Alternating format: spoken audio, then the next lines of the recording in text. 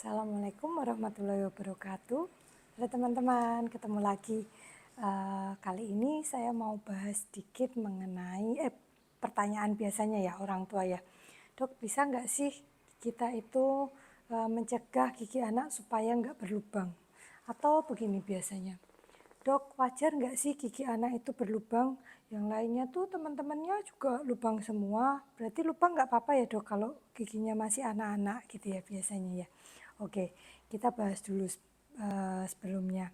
Wajar tidak gigi berlubang pada anak? Sebenarnya tidak ada suatu kondisi wajar terhadap gigi berlubang. Namanya gigi berlubang itu adalah suatu proses penyakit yang di situ terjadi proses terus-menerus jika tidak dihentikan. Lah, jika gigi berlubang itu tidak dihentikan, ya akan terjadi pasti anak akan sakit giginya. Kemudian yang kedua, gusinya bisa bengkak dan bahkan infeksi. Dan itu juga akan menyebabkan anak akan sulit makan. Apabila anak sulit makan, tentu juga akan berpengaruh terhadap kenaikan berat badannya. Makanya kenapa sekarang itu kesehatan gigi dan anak juga banyak disoroti, utamanya untuk pencegahan stunting atau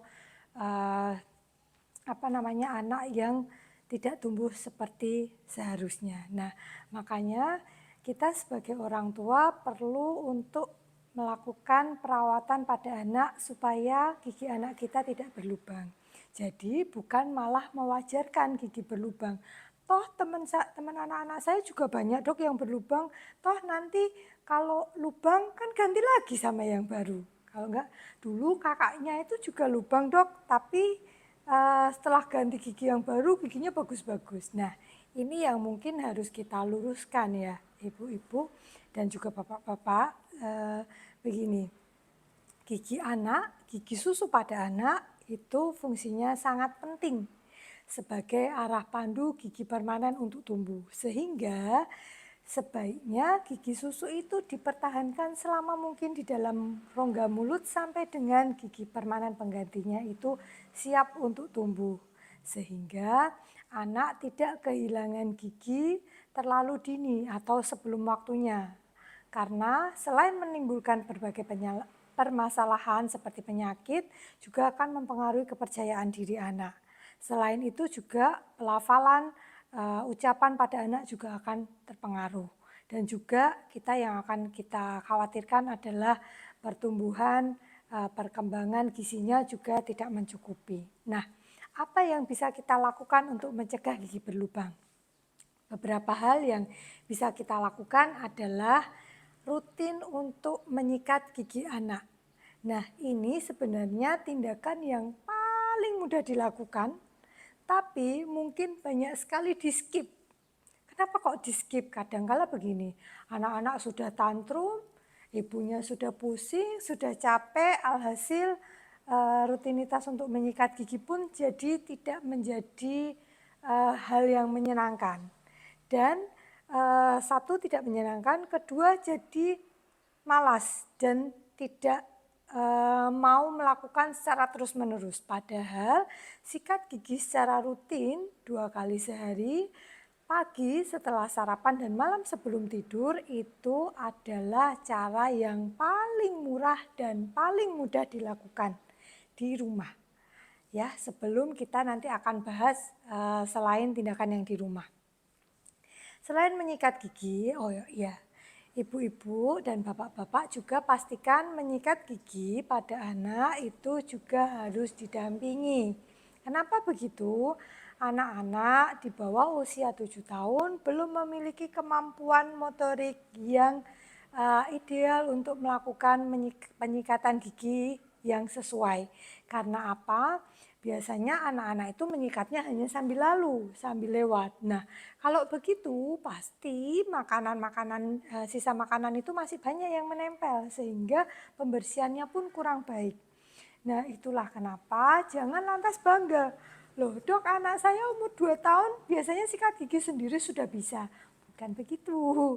Jadi anak diperbolehkan menyikat gigi sendiri untuk melatih kemampuan motoriknya untuk menyikat. Tapi orang tua berkewajiban untuk menyikat ulang anak-anaknya setelah mereka belajar sendiri.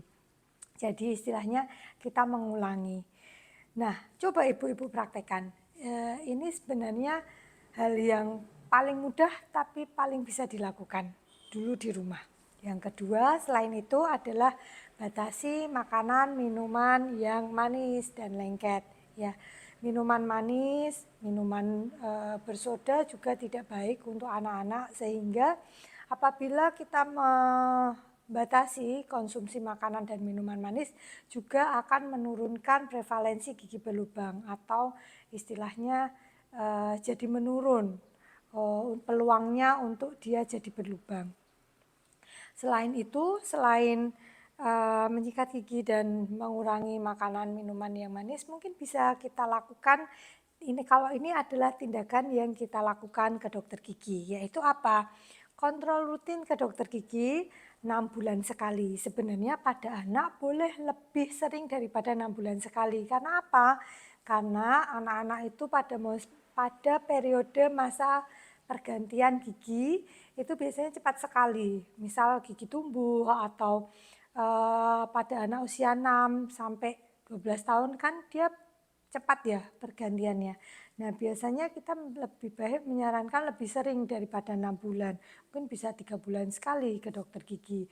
Supaya apa? Untuk kita bisa mengecek apabila sudah ada tanda gigi berlubang, kita bisa intervensi. Apabila sudah berlubang, maka kita bisa lakukan penambalan. Jadi jangan tunggu semakin parah.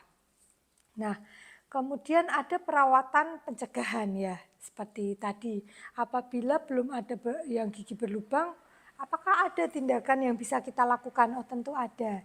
Namanya adalah imunisasi gigi. Mungkin ibu-ibu sudah banyak ya yang dengar karena ini sudah mulai in ya imunisasi gigi. Kadang banyak yang tanya, "Dok, imunisasi gigi itu apa sih? Ini fungsinya untuk apa?" Kemudian biasanya kita bisa lakukan setiap apa seperti itu ya. Jadi imunisasi gigi itu adalah tindakan untuk pencegahan gigi berlubang yang biasanya itu adalah berupa tindakan pengolesan fluor pada gigi anak-anak. Itu biasanya dilakukan oleh dokter gigi. Nah, sebagai tindakan pencegahan. Nah, kapan itu dilakukan?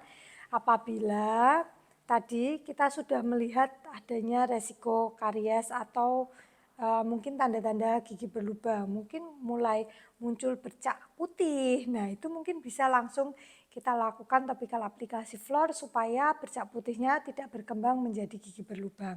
Kapan bisa dilakukan? Ketika gigi susu sudah muncul. Sebenarnya di beberapa penelitian biasanya kita lebih menyarankan di usia 2,5 sampai 3 tahun di mana gigi susu sudah muncul semua. Nah, biasanya akan dilakukan pengulangan prosedur tersebut tergantung dari resiko kariesnya. Misal ngedot, kemudian banyak makan manis, jarang gosok gigi lah. Mungkin tentu tindakan ini bisa diulang setiap 6 bulan sekali. Tapi jika tidak, mungkin bisa dilakukan 1 tahun sekali. Begitu namanya imunisasi gigi atau topical fluor. Nah, kemudian ini juga bisa digunakan sebagai alternatif untuk mencegah keparahan gigi berlubang. Selain itu juga ada namanya fissure sealant, itu juga merupakan tindakan pencegahan. Fissure sealant itu adalah tindakan menutup cekungan gigi biasanya ini dilakukan pada gigi permanen baru pertama kali muncul. Jadi misal anak-anak kita umur 6 tahun biasanya ya, gigi geraham bawah atas bawah itu biasanya muncul di usia 6 atau 7 tahun. Nah, itu bisa kita lakukan fissure sealant apabila kita khawatir kalau itu nanti akan terjadi lubang. Kalau misal yang lainnya gigi susunya yang lalu itu banyak lubangnya. Nah, maka tindakan ini bisa kita lakukan untuk mencegah gigi berlubang. Supaya apa? Supaya karena kan gigi permanen pertama usia 6-7 tahun itu adalah gigi permanen pertama yang muncul. Nah, biasanya banyak ibu-ibu yang nggak sadar kalau itu tuh sudah permanen dan tidak berganti lagi. Kadangkala sudah datang usia 7-8 tahun sudah habis nih giginya. Kemudian tanya, dok itu masih gigi susu kan? Padahal itu sudah gigi permanen dan sudah parah. Nah itu kan sudah terlambat ya. Jadi sebelum terlambat maka kita bisa lakukan pencegahan dengan apa tadi visur sealant maaf. Jadi bisa kita lakukan visur sealant untuk menutup cekung-cekung yang ada pada gigi sehingga makanan tidak cepat menempel dan mudah dibersihkan sehingga mencegah gigi berlubang. Begitu teman-teman mungkin bisa kita perhatikan yang mudah dulu saja, kita mulai dengan menyikat gigi yang rutin dengan menyenangkan pada anak supaya anak terbentuk perilakunya untuk senang menyikat gigi dan merawat kesehatan giginya. Demikian dari saya, terima kasih. Wassalamualaikum warahmatullahi wabarakatuh.